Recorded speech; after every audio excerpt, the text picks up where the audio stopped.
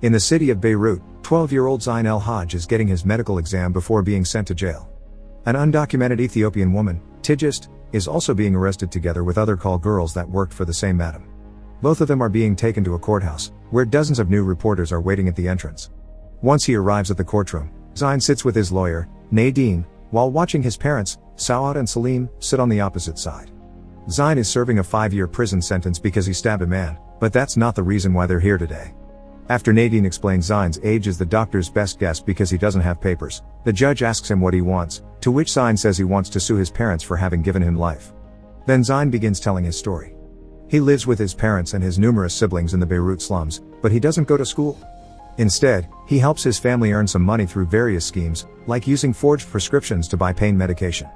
They crush the pills into a powder and soak them into clothes, which then they take to Zain's brother who is in prison so he can sell them to addicts. Zain also works as delivery boy for Assad, who is both the family's landlord and the owner of the local convenience store. Assad is always giving him things for and asking about Zain's sister Sahar, but he throws them away and never gives them to her to protect her from Assad. At night, he has to share a small mattress on the floor with his siblings, while having to hear his parents getting busy behind a curtain. One morning, he finds drops of blood on the sheets, and later, while selling juice on the streets with his siblings, he notices Sahar's shorts have bloodstains on them as well. He takes her away to the bathroom of an abandoned building and while washing her panties, he orders her not to tell anyone about her period, otherwise they'll give her away to Assad. He gives her his shirt to put on her underwear for now, and later at work, he steals some pads for her. Sahar throws them away in the trash after using them and Zain scolds her for it, promising he'll show her a way to hide them. In the evening, the kids sell juice on the streets too, and Zain makes sure to keep an eye on his sister by confronting every man that tries to flirt with her. During dinner, Saad argues with Salim because she does want Zain to go to school. They give their student supplies there, and he could still work in the afternoon, but Salim is scared this would upset Assad, so he just says he'll think about it. Zain continues to work every day, dealing with all kinds of issues like rain and men that make a pass at him. One day, when he returns home, he sees there is a bunch of chickens in the apartment, notices Sahar is wearing a dress and makeup, and Assad is talking to his dad. He quickly guesses they're about to trade his sister for a dowry and wants to make a scene, but his mother forbids it and sends him to the bedroom. When Sahar comes to sit with him, he tries rubbing the makeup off her face, but it's too late, the adults have already sealed the deal. The next morning, Zain puts some clothes in a bag and tells Sahar to get ready for when he comes back. First, he stops by Assad's shop and steals some supplies by pretending to be taking out the trash. Then he checks the price of bus tickets, getting the driver to accept to only charge for one if he makes his sister sit on Zain's lap. He rushes back home to pick Sahar up only to find out they're taking her to give her to Assad. Zain tries to stop them, but Saad slaps him away as Salim picks Sahar up and takes her away on his bike. Furious, Zain begins kicking the door and Saad wants to punish him for it, so he runs away too. Back in the present, Salim explains to the judge that they gave Sahar away to give her a chance to have a better life and he never intended things to end this way, he's only been doing what he's been taught because a man without children isn't a real man. Then Zain's story continues. After Sahar is taken away, he gets on the bus alone. At one stop, a strange man wearing a Spider-Man costume sits next to him, Mr. Harot. Zain talks to him during the ride, wondering why the symbol on his chest is a roach and not a spider, and decides to get off with him when he notices his stop is an amusement park. Since it's early in the day, the place is empty, so Zain explores the area and rides the Ferris wheel before finding a spot to sleep on. The following morning, after eating the last food he's got left, he fools around with the different games and pulls a prank that makes the cleaning lady Tigist laugh.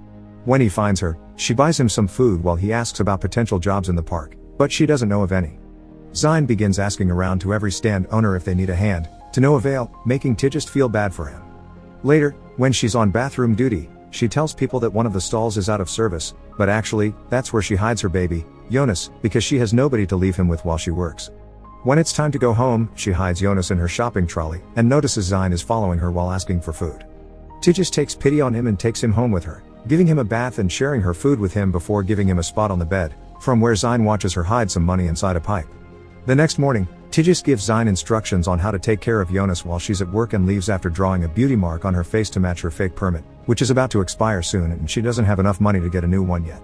Zain and Jonas get along wonderfully, and when Tigist returns home in the evening, she brings with her some leftover cake she stole from work by making it look like she was taking out the trash. They celebrate Jonas' first year while eating it, and Zain tells her a bit about his family. Back in the present, Tigist is talking to the judge, who reminds her she's in cuffs because she doesn't have a residency permit. Tigist also tells a bit of her own story. She worked for a madam for 6 years and left when she fell in love and got pregnant. She couldn't allow the cops to find the baby and take him away from her. Tigist also admits that yes, she had been nervous about leaving her baby with a stranger the first few days, but Zine proved to be trustworthy, and she would have never thought he could kill someone. She doesn't blame Zine for anything for what happened because she knows what Aspro is like. The tale continues with Tigist visiting Aspro, the man in charge of forging permits. He wants to charge her $1,500 for it, but she can't afford it, so after some discussion, he decides to give her a small discount and 7 days for her to finish getting the money she's missing. He also offers to buy her baby to send it to a better family, which she obviously refuses.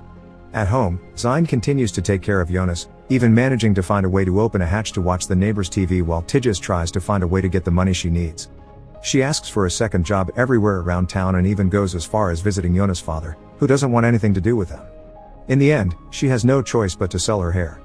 After putting this money with the pile from the pipe, Tigist goes to a public phone to call her mother and apologize because she won't be able to send her money this month, saying it's because she's taking English lessons and she can't ask her madam for more. While she's away, Zine checks the pipe, but he discovers Tigist took the money with her.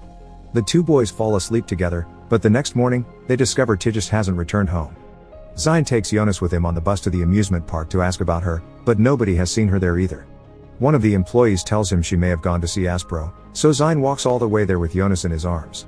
Aspro hasn't seen Tigist either and tries to contact her on the phone, but she won't answer, so he buys the kids something to eat before they leave. They eat outside the market, where Zine meets Maysoon, a Syrian refugee who is also trying her best to survive. Zine gives her fake names and tells her Jonas is his brother, then they chit-chat for a while. When night falls, the two boys fall asleep on a random house's porch, unaware that all this time, Tigist had been under arrest together with other illegal immigrants. She doesn't tell the cops about her son so they don't take him away too, and when she gets a chance to go to the bathroom, she squeezes her chest to release as much milk as possible and flush it in the toilet not to be discovered as a mother. The following day, the boys return home.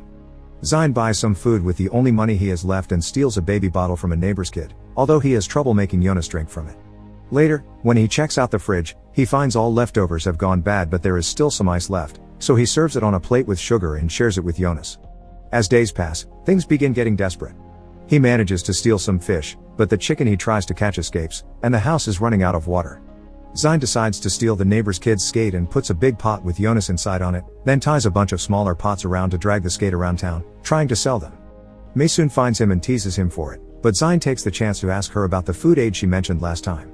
Sadly, Maysoon can't take him with her because it's only for Syrian refugees, but she does give her some important information. She'll be leaving for Sweden soon because Aspro can help refugees cross borders, but it'll cost money.